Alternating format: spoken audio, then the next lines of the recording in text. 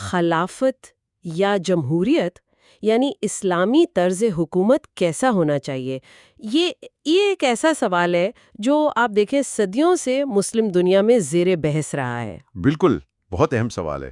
تو آج ہم اسی موضوع پر بات کر رہے ہیں، لیکن ایک خاص زاویے سے۔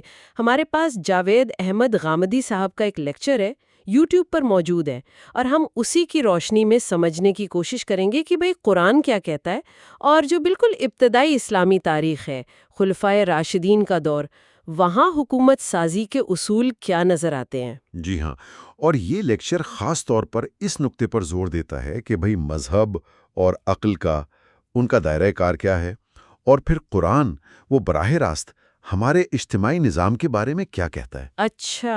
اور پھر تاریخ میں یعنی پیغمبر اسلام صلی اللہ علیہ وسلم اور ان کے فوراً بعد جو ان کے جانشین تھے خلفائے راشدین، انہوں نے ان اصولوں پر کیسے عمل کیا، یہ اس کا محور ہے۔ ٹھیک ہے، تو بات پھر شروع کہاں سے کی جائے؟ کیا مطلب مذہب ہمیں زندگی کے ہر معاملے میں پوری تفصیل سے بتاتا ہے، یا پھر عقل کا، فطرت کا بھی کوئی کردار ہے اس میں؟ جی، لیکچر کا جو نقطہ آغاز ہے نا، وہ یہی ہے کہ جو بنیادی رہنمائی ہے وہ تو انسان کی اپنی عقل اور فطرت سے آتی ہے۔ اچھا۔ مذہب کا دائرہ اس ماخذ کے مطابق وہ محدود ہے۔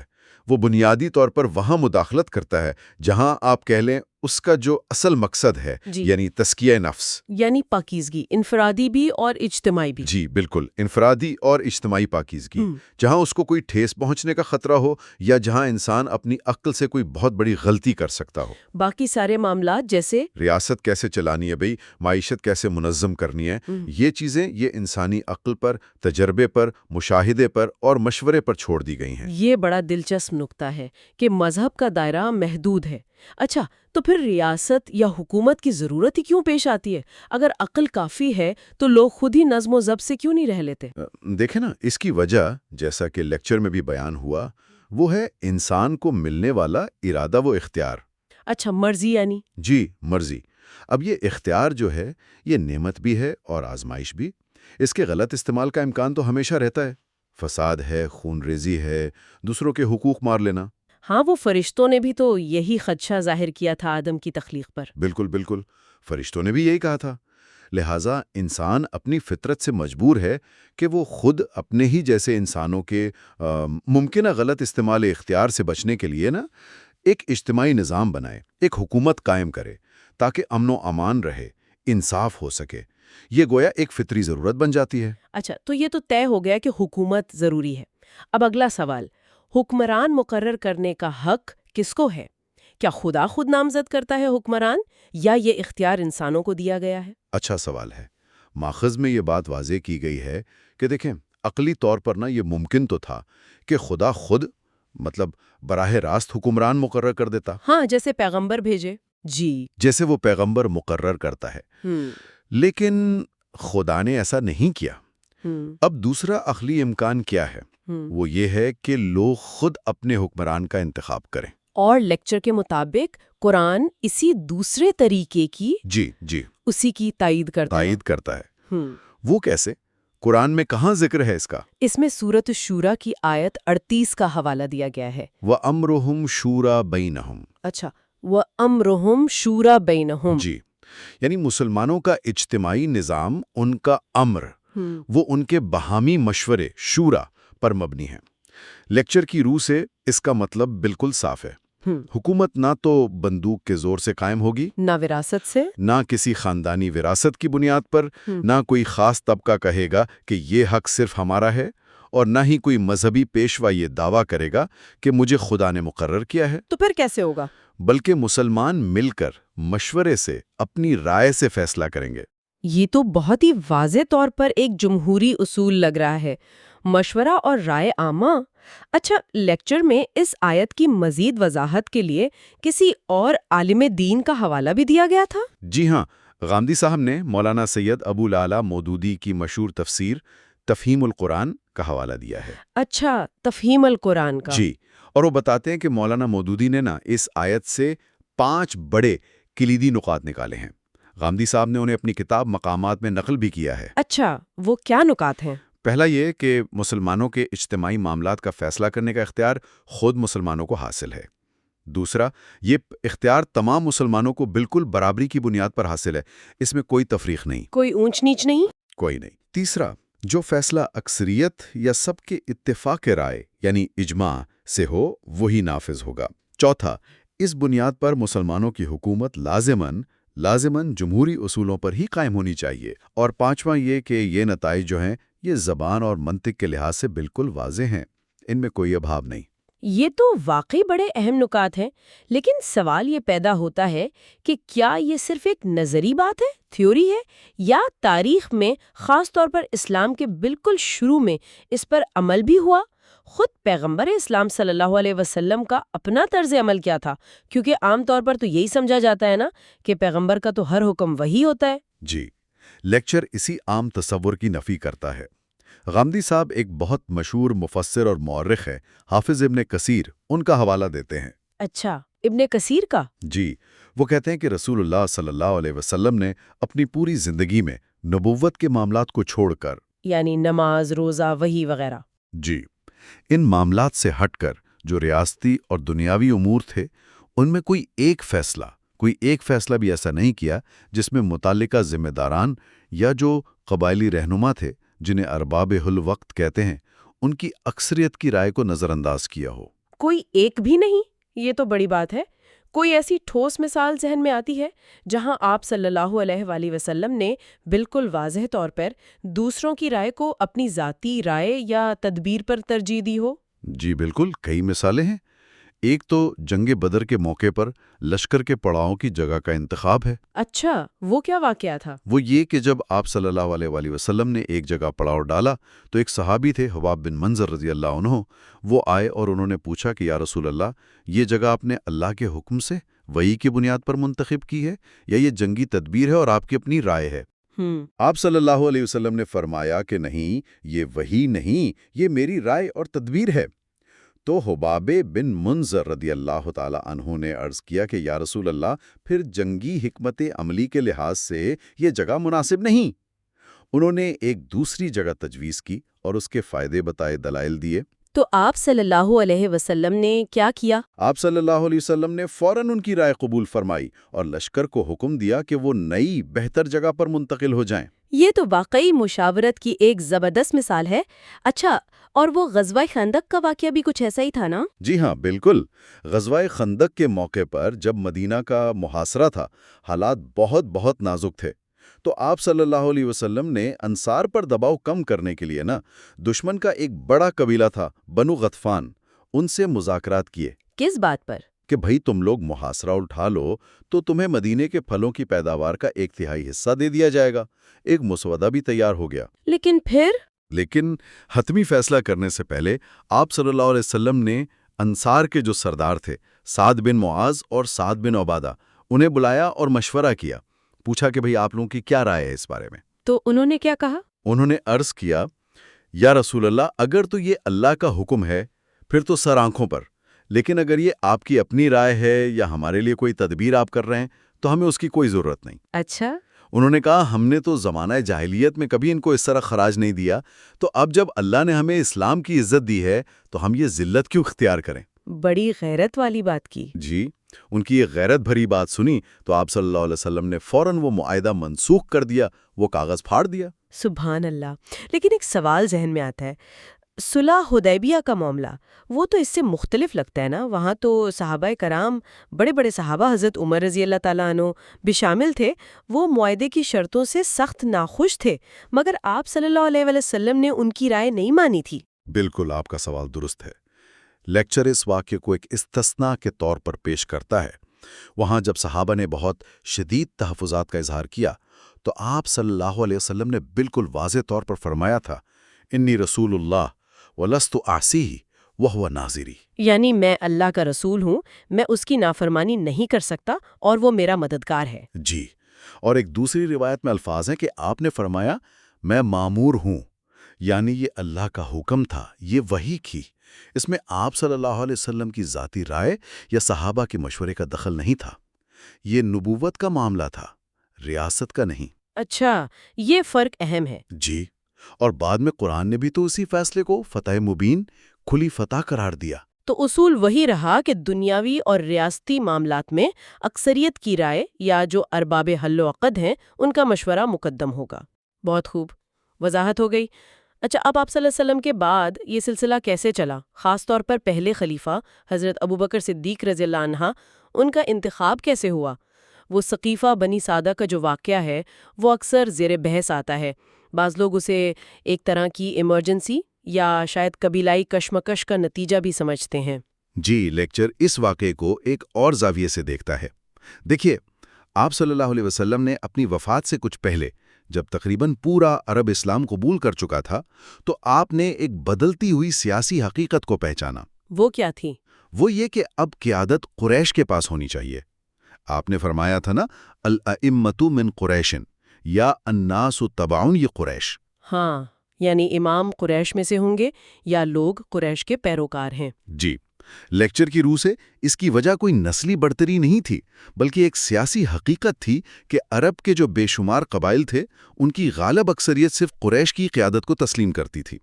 ان کے علاوہ کسی اور قبیلے کی قیادت پر ان کا متفق ہونا بہت مشکل تھا۔ تو یہ ایک طرح کی سیاسی بصیرت تھی؟ بالکل، ایک سیاسی بصیرت پر مبنی پیشگوئی اور ہدایت تھی، اور آپ صلی اللہ علیہ وسلم نے انصار کو بھی نصیحت کی تھی کہ وہ قریش کی اس حیثیت کو تسلیم کریں۔ تو پھر سقیفہ میں جو بحث ہوئی، اس کی بنیاد یہی ہدایت تھی؟ جی بالکل۔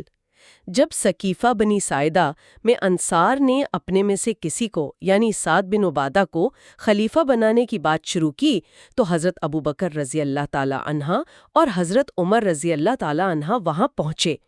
حضرت ابوبکر رضی اللہ تعالی عنہ نے تقریر کی اور انہیں رسول اللہ صلی اللہ علیہ وسلم کی یہی بات یاد دلائی کہ بھئی عرب کی اکثریت قریش کو ہی قیادت کے لیے قبول کرے گی، لہٰذا امت کے اتحاد کے لیے اور اکثریتی اصول کے تحت قیادت قریش یعنی مہاجرین میں سے ہونی چاہیے۔ تو انصار مان گئے؟ جب یہ دلیل سامنے آئی تو انصار نے اسے تسلیم کیا، اور پھر حضرت عمر رضی اللہ تعالی عنہ نے آگے بڑھ کر حضرت ابوبکر رضی اللہ تعالی عنہ کا ہاتھ پکڑا اور بیعت کی، اور پھر وہاں موجود تمام مہاجرین و انصار نے بیعت کر لی۔ تو لیکچر کے مطابق یہ دلیل کی بنیاد پر اتفاق رائے تھا، کسی طاقت یا دھونس کا نتیجہ ہرگز نہیں۔ لیکن پھر حضرت عمر رضی اللہ تعالیٰ عنہ نے اپنے دور خلافت کے آخر میں ایک خطبہ دیا تھا، جس میں انہوں نے اس بیعت کو فلتا کہا، یعنی اچانک ہو جانے والا کام، بغیر وسیع مشورے کے، اور آئندہ ایسا کرنے سے سختی سے منع بھی کیا۔ اس کی کیا وجہ تھی؟ ہاں، وہ حضرت عمر رضی اللہ تعالیٰ عنہ کا مشہور خطبہ جو صحیح بخاری میں بہت تفصیل سے موجود ہے، وہ غیر معمولی اہمیت کا حامل ہے۔ وہ کیوں دیا تھا انہوں نے سنا تھا کہ کچھ لوگ یہ کہہ رہے ہیں کہ اگر عمر کا انتقال ہو جائے تو ہم فوراً فلاں شخص کی بیعت کر لیں گے، جیسے ابوبکر رضی اللہ تعالیٰ عنہ کی بیعت بھی تو اچانک ہی ہو گئی تھی۔ حضرت عمر رضی اللہ تعالیٰ عنہ نے اس سوچ کو، اس رجحان کو بہت خطرناک سمجھا۔ اچھا۔ اور انہوں نے واضح کیا کہ بھئی دیکھو، ابوبکر کی بیعت اگرچہ فوری تھی لیکن وہ ایک ہنگامی اقدام تھا فتنے کو روکنے کے لیے، وقع اللہ شرہا۔ اور سب سے اہم بات یہ کہ ابوبکر جیسی شخصیت موجود تھی جن کی اہلیت، جن کی قبولیت پر تقریباً سب کا اتفاق تھا، لیکن خبردار، یہ طریقہ مستقل اصول نہیں ہے۔ تو اصل اصول کیا ہے؟ اصل اور مستقل اصول یہی ہے کہ لا خلافت الا ان مشورۃ من المسلمین، مسلمانوں کی حکومت ان کے مشورے کے بغیر قائم ہو ہی نہیں سکتی۔ اتنی سخت بات؟ جی ہاں، بلکہ انہوں نے تو یہاں تک فرمایا کہ جو شخص مسلمانوں کے مشورے کے بغیر زبردستی امیر بن بیٹھے، نہ اس کی بیعت کی جائے اور نہ اس کے حمایتیوں کی، بلکہ وہ سزا کے مستحق ہیں۔ یہ تو بہت ہی واضح اور دو ٹوک موقف ہے مشورے کی اہمیت پر۔ اچھا، تو پھر حضرت ابوبکر نے خود حضرت عمر کو کیسے نامزد کیا؟ کیا وہ ان کا ذاتی فیصلہ تھا یا اس میں بھی یہی مشورہ شامل تھا؟ نہیں، ماخذ جیسے ابن سعد کی طبقات الکبریٰ ہے، وہ بتاتے ہیں کہ یہ یک طرفہ نامزدگی ہرگز نہیں تھی۔ اچھا، پھر کیا ہوا تھا؟ حضرت ابوبکر رضی اللہ تعالیٰ عنہ نے اپنے آخری ایام میں، جب وہ بیمار تھے، مدینہ کے تمام بڑے مہاجرین و انصار رہنماؤں کو، یعنی آپ کہہ لیں اس وقت کی جو پارلیمنٹ تھی یا شورا، ان سب کو جمع کیا اور ان سے باقاعدہ مشورہ کیا۔ کیسے کیا مشورہ؟ انہوں نے حضرت عمر رضی اللہ تعالیٰ عنہ کا نام تجویز کیا، پھر ایک ایک کر کے سب سے ان کی رائے پوچھی، بعض لوگوں نے حضرت عمر رضی اللہ تعالی عنہ کی سختی کے بارے میں کچھ خدشات کا اظہار بھی کیا۔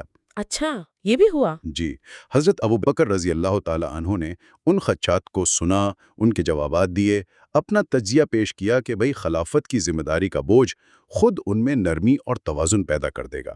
جب پوری بحث و مباحثے کے بعد مکمل اتفاق رائے ہو گیا، تب انہوں نے حضرت عثمان رضی اللہ تعالی عنہ کو بلایا اور تقرری کی دستاویز لکھوائی، اور پھر مسجد میں اس کا باقاعدہ اعلان کیا۔ یہ ایک مکمل مشاورتی اور شفاف عمل تھا۔ واو، یہ تفصیل تو عام طور پر سننے میں نہیں آتی۔ یہ تو واقعی ایک بڑا منظم پارلیمانی قسم کا عمل لگتا ہے۔ اچھا، اور پھر حضرت عمر رضی اللہ تعالیٰ عنہ نے اپنے جانشین کا انتخاب کیسے کیا؟ وہ 6 افراد کی کمیٹی والا طریقہ تو اور بھی زیادہ منفرد اور دلچسپ ہے۔ جی، وہ تو اور بھی زیادہ آپ کہہ لیں ادارہ جاتی طریقہ تھا۔ حضرت عمر رضی اللہ تعالیٰ عنہ نے زخمی ہونے کے بعد محسوس کیا کہ شاید اب کسی ایک شخص پر ویسا اتفاق رائے نہ ہو پائے جیسا حضرت ابوبکر رضی اللہ تعالیٰ عنہ کے لیے ہوا تھا، یا جیسا ان کے اپنے لیے حضرت ابوبکر رضی اللہ تعالیٰ عنہ نے پیدا کر دیا تھا۔ تو انہوں نے کیا کیا؟ لہٰذا انہوں نے 6 بزرگ ترین صحابہ کی ایک کمیٹی یا شورا بنا دی۔ حضرت عثمان رضی اللہ تعالیٰ عنہ، حضرت علی رضی اللہ تعالیٰ عنہ، طلحہ بن عبید اللہ، زبیر بن العوام، عبد الرحمن بن عوف اور سعد بن ابی وقاص۔ یہ 6 ہی کیوں؟ یہ وہ لوگ تھے جن کے بارے میں حضرت عمر رضی اللہ تعالیٰ عنہ کا خیال تھا کہ مسلمانوں کی اکثریت انہی میں سے کسی کو خلیفہ دیکھنا چاہے گی، اور رسول اللہ صلی اللہ علیہ وسلم بھی اپنی وفات کے وقت ان سے راضی تھے۔ انہیں حکم دیا کہ میری وفات کے 3 دن کے اندر اندر اپنے میں سے کسی ایک کو خلیفہ منتخب کر لیں۔ انہیں ایک مکان میں جمع ہونے کا کہا، اور ابو طلحہ انصاری رضی اللہ تعالیٰ عنہ کو 50 مسلح انصار کے ساتھ نگران مقرر کیا کہ وہ اس بات کو یقینی بنائیں کہ کمیٹی فیصلہ کر لے، اور اگر وہ آپس میں اختلاف کریں اور معاملہ طول پکڑے یا انتشار کا خطرہ ہو تو وہ سختی سے کام لیں۔ اچھا، تو اس کمیٹی نے پھر فیصلہ کیا کیسے؟ کیا وہ بس ان 6 لوگوں کا آپس کا فیصلہ تھا؟ نہیں، ایسا نہیں تھا۔ یہ صرف 6 لوگوں کا بند کمرے کا فیصلہ نہیں تھا۔ تاریخ کی روایت جیسے تبری اور بلیزری میں ہیں، وہ بتاتی ہیں کہ پہلے تو ان 6 میں سے 3 حضرات دستبردار ہو گئے۔ کون کون؟ طلحہ، زبیر اور سعد بن ابی وقاص۔ وہ باقی 3 یعنی عثمان، علی اور عبد الرحمن بن عوف کے حق میں دستبردار ہو گئے۔ اچھا، تو 3 رہ گئے۔ جی، پھر حضرت عبد الرحمن بن عوف رضی اللہ تعالیٰ عنہ نے خود کو بھی خلافت کی اس دوڑ سے الگ کر لیا، اور انہوں نے یہ پیشکش کی کہ وہ باقی 2 امیدواروں حضرت علی اور حضرت عثمان رضی اللہ تعالیٰ عنہ کے بارے میں مدینہ کے عوام الناس سے رائے لیں گے، اور جس کے حق میں اکثریت ہوگی وہ اس کا اعلان کر دیں گے۔ کیا حضرت علی اور عثمان اس پر راضی ہو گئے؟ جی، دونوں اس پر راضی ہو گئے۔ پھر حضرت عبد الرحمن بن عوف نے 2 یا 3 دن تک مدینہ میں ایک طرح کی آپ کہہ لیں رائے شمانی کی۔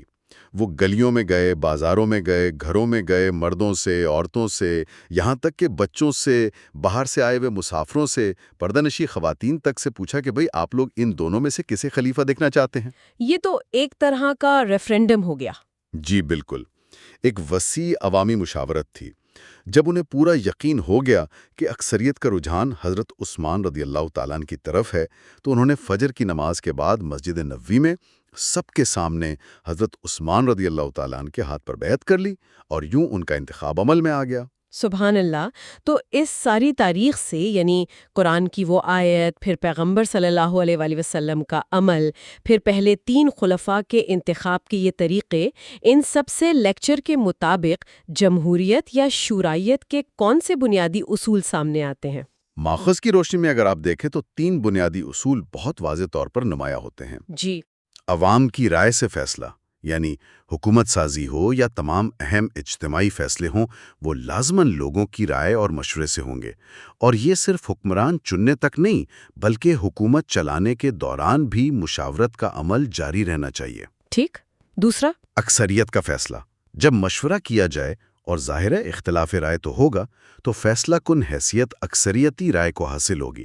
اقلیت کی رائے کا احترام ضرور کیا جائے گا، سنا جائے گا، لیکن نافذ اکثریت کا فیصلہ ہوگا۔ اور تیسرا اصول، آزادی اظہار رائے، یعنی اختلاف رائے پر کوئی پابندی نہیں لگائی جا سکتی۔ ہر شخص کو، چاہے وہ اقلیت میں ہو یا بالکل اکیلا فرد ہو، اسے اپنی رائے بیان کرنے کا پورا حق حاصل ہے، بشرط یہ ہے کہ وہ قانون شکنی یا تشدد پر نہ اتر آئے۔ حکومت اختلاف رائے کو دبائے گی نہیں۔ یہ تیسرا نقطہ آزادی اظہار رائے، یہ تو خاص طور پر آج کے دور میں بہت ہی اہم لگتا ہے۔ کیا اس دور کی کوئی ایسی خاص مثال ہے جہاں اس اصول پر اتنی سختی سے عمل کیا گیا ہو کہ یہاں تک کہ جب حکمران کی اپنی ذات یا سلامتی کو خطرہ محسوس ہو رہا ہو؟ جی، لیکچر میں حضرت علی رضی اللہ عنہ کے دور خلافت کا ایک واقعہ اس سلسلے میں بہت نمایاں طور پر پیش کیا گیا ہے۔ وہ کیا تھا؟ جب خوارج کا گروہ ان سے الگ ہوا نا، تو انہوں نے کھلم کھلا حضرت علی کی تکفیر کی، ان کے خلاف بغاوت کی، یہاں تک کہ وہ سر عام جلسوں میں ان کے قتل کی باتیں کرنے لگے۔ اوہ! تو لوگوں نے حضرت علی سے کہا کہ امیر المومنین، یہ لوگ تو آپ کے قتل کی سازشیں کر رہے ہیں، آپ ان کے خلاف کارروائی کیوں نہیں کرتے؟ تو حضرت علی نے کیا جواب دیا؟ حضرت علی کا جواب جو تاریخ میں محفوظ ہے، کمال کا ہے۔ انہوں نے فرمایا کہ جب تک یہ صرف باتیں کر رہے ہیں اور انہوں نے عملاً کوئی جرم نہیں کیا، میں انہیں کچھ نہیں کہوں گا۔ میں لوگوں کو جرم کرنے سے پہلے صرف ان کی رائے یا ارادے کی بنیاد پر سزا نہیں دے سکتا، نہ ہی ان کی زبان بندی کر سکتا ہوں۔ یعنی وہ ان کی جان کے در پہ تھے، لیکن انہوں نے اظہار رائے پر پابندی نہیں لگائی؟ بالکل نہیں، انہوں نے آزادی اظہار رائے کے اس اصول پر کوئی سمجھوتا کرنے سے انکار کر دیا، اور بالآخر آپ جانتے ہیں کہ وہ انہی خارج کے ایک فرد کے ہاتھوں شہید ہوئے، لیکن وہ یہ اصول قائم کر گئے کہ اختلاف رائے، چاہے وہ حکمران سے شدید ترین اختلاف ہی کیوں نہ ہو، اس کی بھی گنجائش ہے۔ تو اس ساری گفتگو کا خلاصہ پھر یہ بنتا ہے کہ اس لیکچر کے مطابق اسلام کی جو بنیادیں ہیں، یعنی قرآن اور ابتدائی مسلمانوں کا جو بہترین عملی نمونہ ہے، یعنی پیغمبر صلی اللہ علیہ وسلم اور خلفائے راشدین کا طرز حکومت، وہ بنیادی طور پر شورائیت یا آپ کہہ لیں کہ جمہوری اصولوں پر قائم تھے۔ عوام کی رائے کی بالادستی، اکثریت کی بنیاد پر فیصلے اور اختلاف رائے کا حق اور اس کا غیر معمولی احترام۔ جی ہاں، بالکل۔ غامدی صاحب کا نقطہ نظر جو اس لیکچر سے بالکل واضح ہوتا ہے وہ یہی ہے کہ اسلام کی اصل تعلیمات یہی ہیں۔ بعد کے ادوار میں جو کچھ ہوا، جو ملوکیت آئی، بادشاہتیں آئیں، شخصی حکومتیں مسلم دنیا میں قائم ہوئیں، وہ دراصل ان اصل اسلامی تعلیمات سے ایک انحراف کا نتیجہ تھیں۔ وہ مسلمانوں کے اپنے سیاسی، سماجی اور اخلاقی زوال کی وجہ سے پیدا ہوئیں، نہ کہ وہ قرآن و سنت کی اصل ہدایات کا تسلسل تھیں۔ یہ واقعی ایک غور طلب نقطہ ہے۔ یہ تاریخی فہم، یہ پرسپیکٹو آج کے مسلم معاشروں میں جو حکومت سازی پر، شہری آزادیوں پر، سیاسی عمل پر، ریاست اور مذہب کے تعلق پر جو بحثیں جاری ہیں، انہیں ایک بالکل نئی روشنی میں دیکھنے کی دعوت دیتا ہے۔ جی بالکل۔ اور یہ سوال اٹھاتا ہے کہ کیا تاریخ کے ان ابتدائی روشن تجربات سے کیا آج کے دور کے لیے بھی کوئی رہنمائی حاصل کی جا سکتی ہے؟ یہ ایک ایسا سوال ہے جس پر شاید ہم سب کو سوچ بچار جاری رکھنا چاہیے۔